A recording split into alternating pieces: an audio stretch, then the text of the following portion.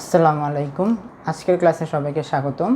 আমরা রেডিয়েশন প্রোটেকশনের চ্যাপ্টারের পরের অংশে চলে এসেছি। আমরা আগে দেখেছি রেডিয়েশন প্রোটেকশনের ইফেক্টিভ ডোজ কি, ইকুইভ্যালেন্ট ডোজ কি, মিনিমাম পারমিসিবল ডোজ কি ছিল, তারপরে আলাদা প্রিন্সিপাল এগুলো জেনেছি। আজকে আমরা রেডিয়েশন প্রোটেকশনের প্রথমে জানবো যে শিল্ডিং। এখান থেকে আমরা পরবর্তীতে রেডিয়েশন প্রোটেকশনের ক্ষেত্রে আমরা রুম মেশিন দিলে মেশিন রুম কীভাবে ডিজাইন করব অতটুকু পর্যন্ত পড়ে আমাদের চ্যাপ্টারে যতটুকু লাগবে সেতটুকু কভার হয়ে যাবে।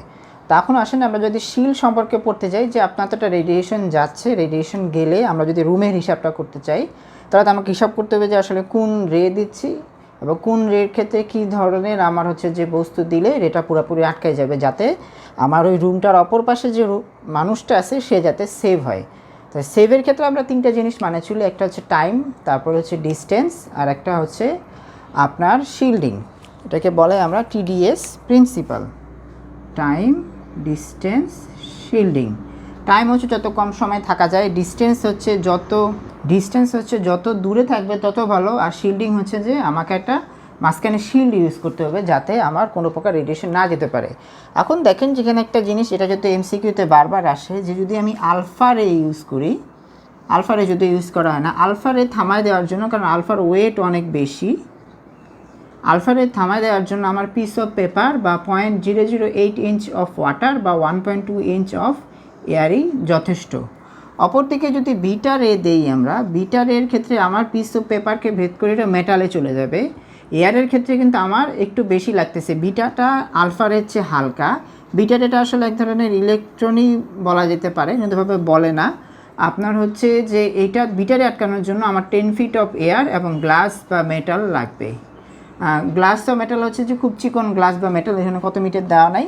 এইটা আমাদের এমসিকিউর জন্য আসলে খুবই ইম্পর্টেন্ট। আর গামা রেটা আমরা জানি যে এটা যে কোনো পজিটিভ না নেগেটিভ না, গামা রে বা এক্স রে এটাই সবচেয়ে বেশি ইম্পর্টেন্ট, কারণ আমরা যে যখন চিকিৎসা দেই সেক্ষেত্রে কিন্তু আমরা গামা রেটাই বেশি ইউজ করি।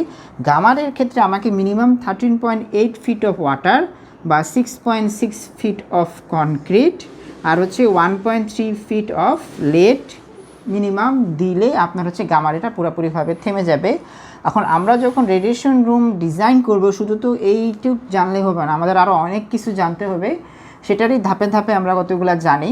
আপনার যে আরেকটা জিনিস বলে রাখি, যখন আলফা বিটা আর গামা রে পড়বেন, এইখানে একটা উদাহরণ দিলাম, আরেকটা জায়গায় কিন্তু এই তিনটার মধ্যে একটা আপনার তুলনা করা হয়, সেটা একটা বলে দিই, কারণ এটা দেখবেন যে চ্যাপ্টারের FM খানের দ্বিতীয় চ্যাপ্টারেই আছে, যে যদি আমি আলফা বিটা গামা রেখে একটা ম্যাগনেটের মধ্যে রাখি, এই আলফা বিটা গামাকে রেখে যদি আমরা একটা আপনার যে ম্যাগনেটিক ফিল্ডের মধ্যে রাখি, তাহলে দেখা যাবে কি যে গামা রেটা সোজা যাবে, আলফা রেটা যদি এই দিক যায়, বিটা রেটা এই দিক যাবে। এটা অন্য চ্যাপ্টারে যদিও, কারণ আলফা আপনার পজিটিভ চার্জ বিশিষ্ট, বিটা রেটা মাইনাস, আর গামা রে কোনো চার্জ বিশিষ্ট না, ফলে তিন দিকে যাবে। এটা থেকে একটা এমসিকিউ আসে, যেহেতু আমরা তুলনা করতেছিলাম এই জন্য এটা বলে রাখলাম। এরপরে আমাদের জানতে হবে যে প্রাইমারি রেডিয়েশন, স্ক্যাটার্ড রেডিয়েশন আর লিকেজ রেডিয়েশন। রেডিয়েশন প্রোটেকশনের ক্ষেত্রে আমরা তো জানি যে একটা ছিল যে ইনডাইরেক্ট আপনার পার্টিকুলেট রেডিয়েশন, তারপরে আপনার নন পার্টিকুলেট রেডিয়েশন, ওটা একটা ভাগ। তারপরে আপনার ছিল আরেকটা ভাগ ছিল যে আপনার রেডিয়েশনের ডাইরেক্ট ইফেক্ট, ইনডাইরেক্ট ইফেক্ট, আর একটা ছিল যে আপনার ইলেকট্রোম্যাগনেটিক ওয়েভ, এভাবে ভাগ করা ছিল। কিন্তু রেডিয়েশন প্রোটেকশনের ক্ষেত্রে এটাকে ভাগ করছে যে primary radiation, scattered radiation, leakage. এটা আসলে রেডিয়েশনের ভাগ বলা যাবে না, রেডিয়েশন প্রোটেকশন অনুযায়ী যদি এইভাবে রেডিয়েশনের ভাগ করতে বলে তাহলে এটা, নাহলে আমরা কিন্তু পার্টিকুলার নন পার্টিকুলার এটাভাবে, তারপর আয়োনাইজিং নন আয়োনাইজিং এভাবে ভাগ করাটাই বেশি। এখন দেখি প্রাইমারি রেডিয়েশনটা কি। ধরেন যে এটা একটা মেশিন, ধরেন যে মেশিনের একটা হেড আঁকলাম, লাইনাক মেশিন এটা, বা ধরেন যে কোবাল্ট, এখানে আমার পেশেন্ট শুয়ে আছে। তাহলে যেটা আর মেশিনে ধরেন আমরা তো পড়ছিলাম যে ধরেন যে এখানে টার্গেট আছে, এদিকে কোলিমেটর আছে, এখানে গ্যান্ট্রি আছে, অনেক কিছুই আছে। এখন এখান থেকে যে রেটা আপনার কোনো প্রকার ইন্টারাকশন বাদেই পেশেন্টের গায়ে যাচ্ছে, সেটা প্রাইমারি রেডিয়েশন। আর স্ক্যাটার রেডিয়েশন যে এই যে পেশেন্টের গায়ে গেল রেডিয়েশনটা, দেখা যাচ্ছে যে রেডিয়েশনটা আমি দিছি আপনার যে গামা রে ধরেন বা X ray, high X ray, পেশেন্টের শরীরে লাগেও কিন্তু কিছু রেডিয়েশন আপনার স্ক্যাটার্ড হইতে পারে, পেশেন্টের শরীরে লেগেও কিছু রেডিয়েশন আপনার আশেপাশে ছড়ায় যায়, যেটা আপনার হচ্ছে যে বলে যে কিলো ভোল্টেজের ক্ষেত্রে 0.1% হতে পারে, বা আপনার মেগা ভোল্টেজের ক্ষেত্রে আপনার হচ্ছে যেটাকে বলে যে 0.2 মেগাভোল্ট না মেগা ভোল্টেজের ক্ষেত্রে 2% পর্যন্ত আপনার স্ক্যাটার রেডিয়েশন 1 মিটার দূরে থাকতে পারে। আর হচ্ছে যে মেশিন থেকে আপনার হচ্ছে কোলিমেটর বা হচ্ছে যে ফিল্টার, ফ্ল্যাটেনিং ফিল্টার, এখানে লেগে লেগে কিছু আবার রেডিয়েশন এদিক থেকেও লিক করে, হ্যাঁ, এই জন্য এটার নাম হচ্ছে লিকেজ রেডিয়েশন। আমরা যখন হচ্ছে যে যখন আমরা রেডিয়েশন রুমের প্ল্যানিং করব, আমাকে কিন্তু শুধুমাত্র প্রাইমারি রেডিয়েশনটা চিন্তা করলে হবে না, আমাকে কিন্তু এই লিকেজ রেডিয়েশন, স্ক্যাটার্ড রেডিয়েশন যেটা আছে সেটাও হিসাব করতে হবে। এই জন্য এই টার্মটা একটু আমাদের জানা থাকা দরকার। এবং সাথে সাথে আপনার হচ্ছে স্ক্যাটার রেডিয়েশনটা কেমন, ওটা অবশ্য একটু ডিপ কোশ্চেন, আমাদের খালি 3টা টার্ম জানা থাকলে, কারণ এখান থেকে ট্রু ফলস আপনার হচ্ছে যে দিয়ে দেয়, এটা জানা থাকা দরকার আছে। প্রোটেকশনের ক্ষেত্রে আরেকটা কমন টার্ম ইউজ করা হয়, সেটা হচ্ছে প্রাইমারি ব্যারিয়ার আর সেকেন্ডারি ব্যারিয়ার। আমরা তো primary radiation, secondary radiation, primary leakage আর হচ্ছে যে স্ক্যাটার রেডিয়েশন পড়লাম। এখন দেখেন যে এটা যদি আমার মেশিন হয়, মেশিনটা তো আমার ধরেন যে এটা মেশিন, এটার চারপাশে একটা রুম থাকে এবং মেশিনের রেটা যেদিকে দিচ্ছে, ধরেন এই দিকে দিচ্ছে, আবার মেশিনটা উল্টো দিকে ঘুরলে এই দিকে দিচ্ছে, এটা হচ্ছে তার প্রাইমারি যে রেডিয়েশন। এই প্রাইমারি রেডিয়েশনের অ্যাগেনিস্টে যে ব্যারিয়ারটা দিব সেটা হচ্ছে আমার প্রাইমারি ব্যারিয়ার।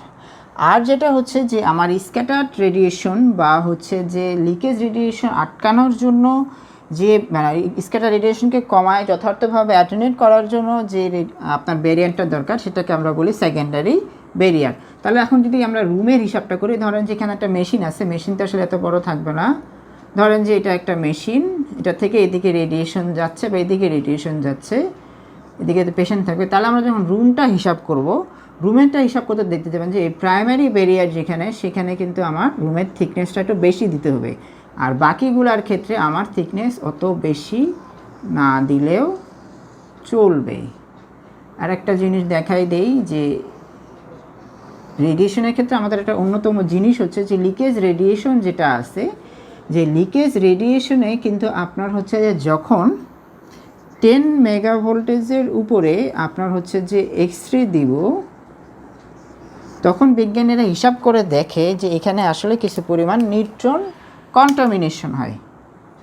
এটাকে বলে যে নিউট্রন কন্টামিনেশন। নিউট্রন কন্টামিনেশন কেন হচ্ছে সেটা কিন্তু আমরা পড়ছি, যে এখানে একটা কথা আছে যেটাকে বলা হয় ফটো ডিসইন্টিগ্রেশন। আমরা যে ইন্টারাকশন অফ ফোটন উইথ ম্যাটারে যখন দেখবেন যে যখন আপনার হচ্ছে যে যেটাকে বলে যে 10 MeV 10 MV বা 20 MVর উপরে এক্স-রে তৈরি হয়, তখন কিন্তু আপনার হচ্ছে যে ম্যাটারের সাথে আঘাত হানবে ফোটন, ফোটন ম্যাটারের সাথে আঘাত হানে কিন্তু আপনার হচ্ছে যে নিউট্রন, অ্যান্টি নিউট্রিনো, গামা রে এগুলা তৈরি করতে পারে। এবং হচ্ছে যে ওই যে এটাকে আপনাকে এই জন্য এটাকে বলতেছে ফটো ডিসইন্টিগ্রেশন। এবং এখানে আপনার হচ্ছে যে গামা রে, নিউট্রন, অ্যান্টি নিউট্রিনো এবং হচ্ছে যে সাথে সাথে আলফা রেও তৈরি হয়। আচ্ছা, এই যে নিউট্রন কন্টামিনেশন হচ্ছে, এই নিউট্রন কিন্তু আপনার হচ্ছে যে এই ফিল্ডে থাকবে। এই ধরেন যে রেডিয়েশনটা আপনার হচ্ছে কোলিমেটরে লাগতেছে, বা ধরেন যে এখানে যদি আমি কোথাও শিল্ড ইউজ করি বা বোলাস ইউজ করি, সেখানেও নিউট্রন লেগে আপনার হচ্ছে কিন্তু সাথে সাথে কী বলে এক্স-রে লেগে এখানে কিন্তু নিউট্রন কন্টামিনেশন করতে পারতেছে। এই নিউট্রন কন্টামিনেশনটা কিন্তু আপনার হচ্ছে যে পুরো রুমে থাকবে, এইটা যাতে বাইরে না যেতে পারে এজন্য করে কি যে আপনার একটা মাঝখানে এই দিক থেকে একটা দেয়াল ইউজ করা হয় এবং একটা ডোর ইউজ করে।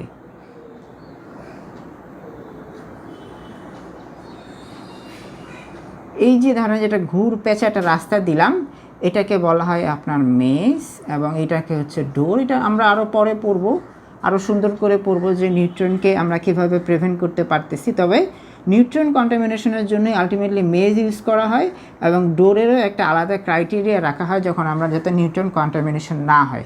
আমাদের এখন যেটা জানার দরকার যে এই যে আমি প্রাইমারি রেডিয়েশন বরাবর যে ব্যারিয়ারটা দিচ্ছি, এটা হচ্ছে প্রাইমারি ব্যারিয়ার, আর বাকিগুলো হচ্ছে সেকেন্ডারি।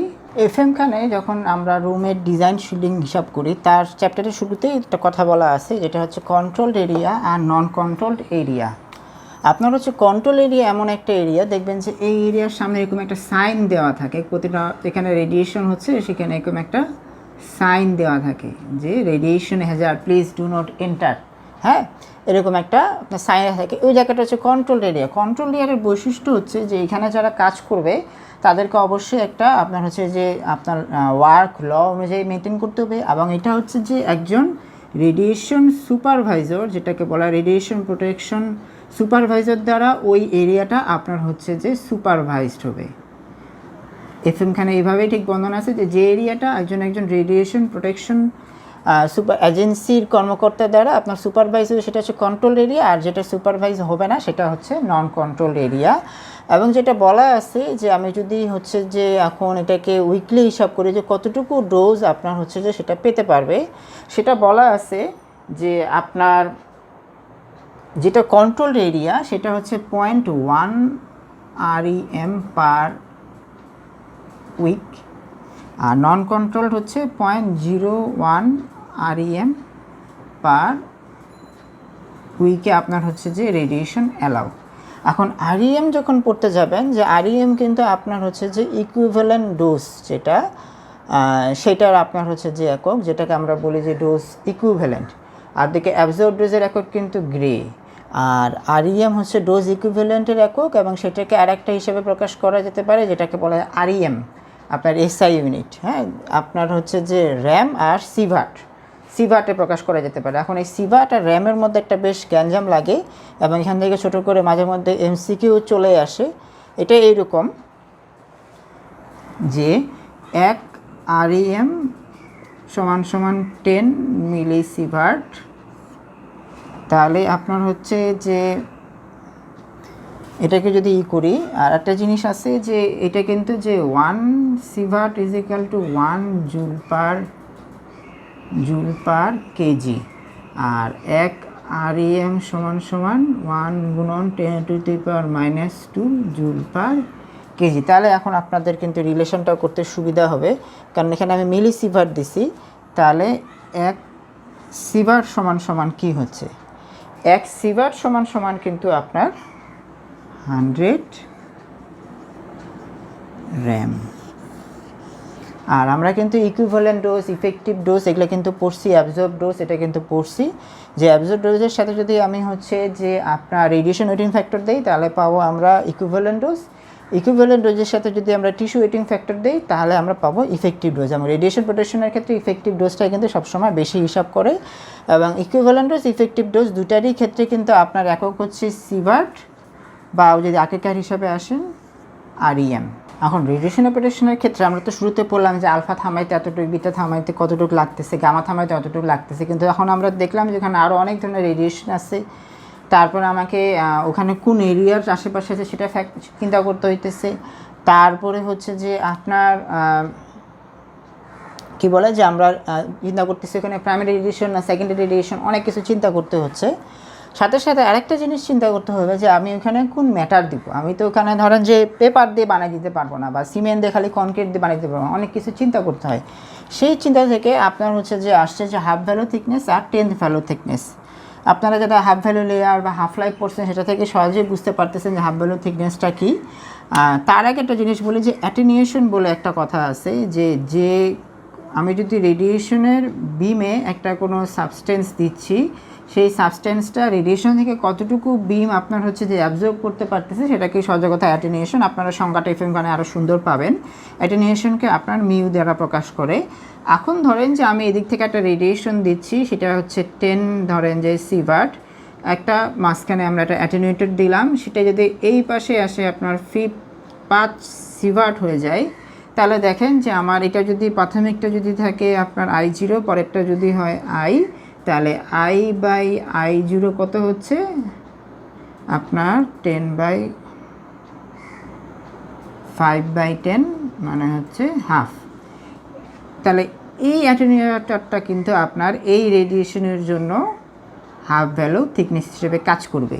এখন এটা আমরা যেটা সূত্র আমরা যেটা দেখছিলাম যে আপনার হচ্ছে যে আমরা যেটা জানি যে I = I0e minus mu by T. এখন এখানে যদি আমরা এটা যেটা হচ্ছে যে আমি যদি হাফ ভ্যালু ধরতে চাই যে ইনসিডেন্ট, এটা যদি আমার তাহলে এখানে আসবে কত, I = I0/½ কারণ আমরা ইনিশিয়ালের চেয়ে হাফে করে নিয়ে আসবো। তাহলে আমার কত আসতেছে I/2 = I0e minus mu by t half. তাহলে উভয় পক্ষ থেকে যদি আমি I নিয়ে নিই তাহলে e মাইনাস t/½ এখন এটা তো আমরা জানি যে ন্যাচারাল লগারিদম বলে, এখন এটা মাইনাস আছে, তাহলে এটাকে যদি আমি আপনার হচ্ছে যে এটাকে তো তাহলে 1/e প্রকাশ করা যায়, সেটাকে যদি আমি সহজভাবে প্রকাশ করি তাহলে আসবে 2/ আপনার হচ্ছে যে e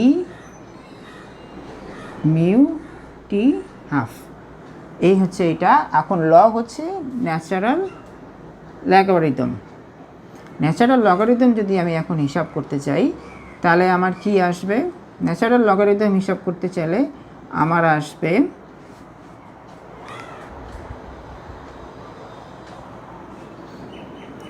ut½ = log e2। এটা হচ্ছে যে আমার ন্যাচারাল লগারিদম এবং log e2 এর মান হচ্ছে 0.693।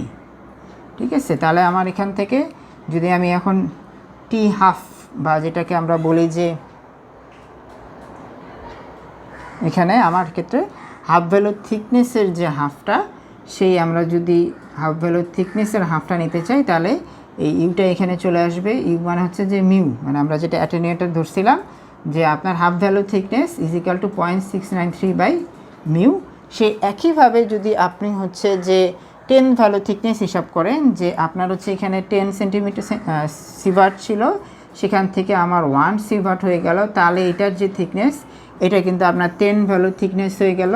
এবং এখানে যেখানে আমরা হাফ দিছিলাম সেখানে যদি 1/10 দেই তাহলে কিন্তু আমরা হচ্ছে যেটা পাই যাব। তাহলে হিসাব করেন যে এখানে আমার u/t10 ছিল, এখানে আমরা তাহলে এটা দিয়ে দেব 1/10 এবং এটা log e10। তো log e10 এর মান হচ্ছে আপনার 2.303। এই হচ্ছে log e10 এর মান, এবং তাহলে আমি t½ পেয়ে যাব, t1/10 পেয়ে যাব 2.303/μ। এটা হচ্ছে 10th ভ্যালু থিকনেসের লেয়ার। এখন আপনাদের যেটা জানতে হবে যে এটা তো আমাদের একটা জানা থাকলোই, সাথে সাথে আমাকে হাফ ভ্যালু থিকনেস আর 10 ভ্যালু থিকনেসের মধ্যে একটা কিন্তু রিলেশনশিপ আছে, সেটা একটু জেনে রাখতে হবে যে এক হাফ ভ্যালু থিকনেস সমান 0.310 ভ্যালু থিকনেস, এটা থেকে এমসিকিউ চলে আসে। আবার হচ্ছে যে ঠিক উল্টা যদি করি যে 10 ভ্যালু থিকনেস সমান 3.3 হাফ ভ্যালু থিকনেস, মানে আপনি হাফ ভ্যালু থিকনেসকে যদি 3.3 দিয়ে গুণ করেন তাহলে আপনি কিন্তু 10 ভ্যালু থিকনেস পেয়ে যাবেন। আপনারা বইতে কিন্তু একটা কতগুলো জিনিস পেয়ে যাবেন, যে বইতে গেলে একটা ছক পাবেন যে আপনার হচ্ছে যে লিডের ক্ষেত্রে এবং হচ্ছে যে কনক্রিটের ক্ষেত্রে 10 ভ্যালু থিকনেসটা কত, সেটা কিন্তু একটা কোবাল্টের ক্ষেত্রে আবার আছে যে 6 MBর ক্ষেত্রে 10 MBর ক্ষেত্রে আলাদা আলাদা আছে, সেটা একটু আপনারা কিন্তু বইতে খুঁজলে পেয়ে যাবেন, তাও আমি দিয়ে দিচ্ছি। যেটা বলতে চেয়েছিলাম যে এই জিনিসটা আমি হচ্ছে যে আমাদের নিজাম স্যার যে আছে স্যারের লেকচার থেকে নেওয়া, যে কোবাল্ট 60 10 ভ্যালু থিকনেস হচ্ছে 4 সেন্টিমিটার, কনক্রিটের ক্ষেত্রে সেটা 20.3, কারণ কনক্রিট আসলে তো আপনার হচ্ছে যে অনেকটা বড় লাগবে। ইরিডিয়ামের ক্ষেত্রে 1.9 সেন্টিমিটার, আর কনক্রিটের 13.5, 6 MBর ক্ষেত্রে 5.1, এটা হচ্ছে 34, আর 15 MBর ক্ষেত্রে 5.5 সেন্টিমিটার আর 42 সেন্টিমিটার। এটা জাস্ট আপনারা একটু লিখে নিন। একটা জিনিস যেটা এমসিকিউ আসে সেটা একটু বলে দেই। এই জিনিসটা এরকম যে ধরেন যে আপনি একটা কোবাল্ট দিয়েছেন, কোবাল্টের আপনার হচ্ছে যে এনার্জি দেওয়া আছে, ধরেন যে বের হচ্ছে 24 সেন্টিগ্রেড/আওয়ার। এখন বলতেছে যে আপনি এমন একটা থিকনেসের দিবেন, ধরেন যে আপনার হাফ ভ্যালু থিকনেস আছে, ধরেন যে এই ক্ষেত্রে লিডের আপনার ধরেন যে কত আছে, ধরেন 5 সেন্টিমিটার। এখন যেটা বলতেছে যে বলতেছে যে আপনি এমন একটা থিকনেস ইউজ করবেন যাতে সেটা আসে আপনার হচ্ছে যে এইটা যাতে আপনার কত হয় 3 সেন্টিগ্রেড পার আওয়ার হয়। তাহলে আপনার হচ্ছে যে আপনি কত সেন্টিমিটার লিড দিবেন, লিড কত সেন্টিমিটার দিবেন। তাহলে হিসাবটা সোজা যে আপনি দেখেন যে লিড কত সেন্টিমিটার দিতে হবে। আমরা হাফ ভ্যালু থিকনেস পাইলাম 5 সেন্টিমিটার। তাহলে আমি একটা সোজা যদি প্রথমে হিসাব করি যে আমি যদি একটা হাফ ভ্যালু থিকনেস দিই তাহলে 24 থেকে হচ্ছে 12, এখানে আমার তাহলে 5 সেন্টিমিটার। এটার সাথে যদি আমি আর একটা হাফ ভ্যালু থিকনেস দিই তাহলে হচ্ছে 6 সেন্টিমিটার। এটার সাথে যদি আমি আর একটা হাফ ভ্যালু থিকনেস দিই তাহলে আমার হয়ে যাচ্ছে 3 সেন্টিমিটার। তাহলে আমাকে কত দিতে হচ্ছে 5 5 10 5 15 সেন্টিমিটার। তাহলে আমি যদি মাত্র 15 সেন্টিমিটার লিড ইউজ করি তাহলে সেক্ষেত্রেই আমার কোবাল্ট-60 24 সেন্টিগ্রেড থেকে আপনার হচ্ছে যে 3 সেন্টিগ্রেড পার আওয়ার হয়ে যাবে। এটা থেকে এরকম করে রিটার্নও আসে এবং এমসিকিউতে দিয়ে আসে, কারণ হিসাবটা খুবই সোজা, আপনি জাস্ট খালি আঁকে নেবেন। এটা এমসিকিউতে আসে, এফসিপিএস পার্ট 1-এ অনেক বেশি পরিমাণে আসে। লাস্টে আমরা কতগুলা রেডিয়েশন প্রোটেকশনের ক্ষেত্রে কতগুলো সংজ্ঞা দিয়ে দিব, যেটা আমার অনুরোধ থাকবে যে আপনার এফএম খান থেকে একটু দেখে নেবেন, কারণ ওখান থেকে এমসিকিউ চলে আসে। এই 6টার কিন্তু আমাদের অ্যাব্রিভিয়েশনটা জানতে হবে, কারণ হচ্ছে যে মাঝে মধ্যেই ট্রু ফলস দিয়ে দেয়। এই 6টার আপনারা হচ্ছে যে খুব সুন্দর অ্যাব্রিভিয়েশন কিন্তু আপনার এফএম খানে পাবেন। তা আমি বলে দিচ্ছি যে আপনার হচ্ছে যে আইসিআরপি, যেটা যে international commission on radiological protection, NCRP হচ্ছে the national council on radiation protection and measurement. এটা একদম এফএম খানের প্রথম যেটা আছে রেডিয়েশন প্রোটেকশন, সেটা সেখানে দেওয়া আছে। এলআরআ হচ্ছে অ্যাজ লো অ্যাজ রিজনেবলি অ্যাচিভেবল, আর এলআরপি হচ্ছে যে অ্যাজ লো অ্যাজ রিজনেবল প্র্যাকটিসেবল। এটা আমাদের এফএম খানের অন্য জায়গা থেকে নেওয়া। আর আইয়ের মার হচ্ছে যে the ionising radiation medical exposure regulation, এটা 2000। আর একটা কথা ছিল আইআরআর, যে দ্য আয়োনাইজিং রেডিয়েশন রেগুলেশন। আর আইএই, এটা খুব বেশি আপনারা কমন পান, যে ইন্টারন্যাশনাল অ্যাটমিক এনার্জি এজেন্সি। এটা আমাদের কিন্তু এমসিকিউতে আসে, যে পাশে অ্যাব্রিভিয়েশন দিয়ে বলবে যে ট্রু ফলস এবং ওই দেখা যায় যে এজেন্সির বদলে অ্যাসোসিয়েশন দিয়ে দেয়। সবচেয়ে কমন হচ্ছে এইটা আর কি, যেটাই সবচেয়ে বেশি ভুল করে, যে international atomic energy agency association না কিন্তু। হ্যাঁ, এটাই কিন্তু আমার বলা মনে হচ্ছে এটা ছিল আর কি। আপাতত রেডিয়েশন প্রোটেকশনের আমরা আরও পরের ধাপে যাব। আপাতত আজকের ক্লাস এতটুকুই। সকলকে ধন্যবাদ।